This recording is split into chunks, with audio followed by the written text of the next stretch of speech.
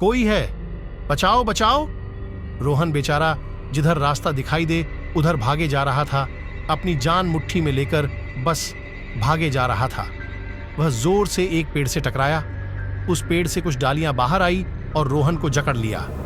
बेचारा रोहन खुद को उन डालियों से छुड़ाने की कोशिश कर रहा था, लेकिन नहीं छुड़ा पाया और उसकी मौत हो गई। नमस्कार दोस्तों, स्वागत है आपका हमारे चैनल मन की आवाज वर्षा के साथ में। आज की हमारी कहानी एक मुंजा की है, एक मुंजा की डरावनी कहानी। मुंज ब्राह्मण समाज में की जाने वाली एक विधि है। यह विधि लड़कों पर की जाती है। इस विधि के बाद वह लड़का मुंजा बन जाता है।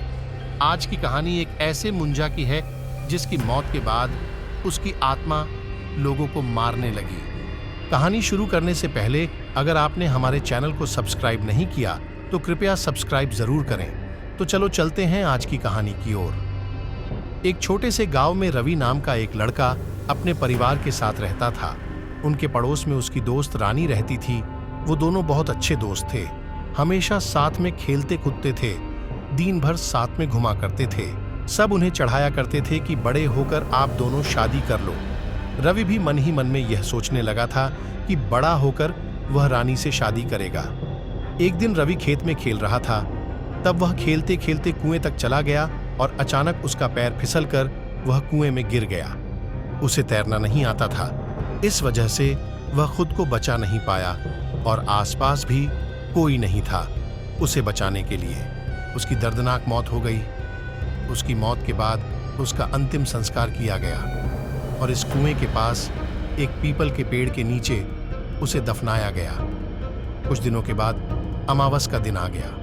उसी दिन अचानक एक बच्चे की रात में इस कुएं के पास मौत हो गई। दूसरे दिन सुबह सुबह उसकी लाश मिली, लेकिन किसी को कुछ भी समझ नहीं आ रहा था यह कैसे हुआ। अचानक से गांव में ऐसे हादसे होना बढ़ गया था। यह सब रवि की मौत के बाद ही शुरू हुआ था। गांव के लोग अब उस कुएं के पास और उस पीपल के पेड़ के पास आने से डरने लगे थे। वहां रात को किसी किसी को रवि की आत्मा भटकती दिखाई दे रही थी। इसीलिए गांव वालों ने पता लगाने की कोशिश की। पुजारी जी ने पता लगाया कि रवि मूंज होने के बाद मर गया, इसलिए उसकी रानी से शादी करने की इच्छा अधूरी रह गई और वह अब एक आत्मा बन लोगों की जानें ले रहा है। रोहन, एक शहर का लड़का, उसे इस बारे में कुछ भी पता नहीं था। वह अमावस की रात को 8 बजे आखिरी की बस से गांव में आया और खेतों में से पैदल अपने रिश्तेदार के घर जाने लगा। तभी अंधेरे में उसे परछाई दिखाई दी। वह बहुत डर गया और जल्दी जल्दी घर जाने लगा। अचानक से उस परछाई ने उस पर हमला किया। वह जान बचाकर भागने लगा। वह कुएं के पास से भाग रहा था, तब उस पीपल के पेड़ पर कुछ दिखाई दिया। क्या है यह देखने के लिए वह उसके पास गया। उस पीपल के पेड़ से कुछ टहनियां निकली और उसे जकड़ लिया। उसकी भी दर्दनाक मौत हो गई। इस हादसे के बाद गांव वालों ने तय किया कि अब इस मुंजा की आत्मा का कुछ ना कुछ करना होगा। रानी ने सोचा कि अगर वह रवि से बात करेगी तो उसकी आत्मा वहां से चली जाएगी। सब गांव वाले और रानी मिलकर उस कुएं के और पेड़ के पास गए, लेकिन रवि की आत्मा ने रानी पर भी हमला किया।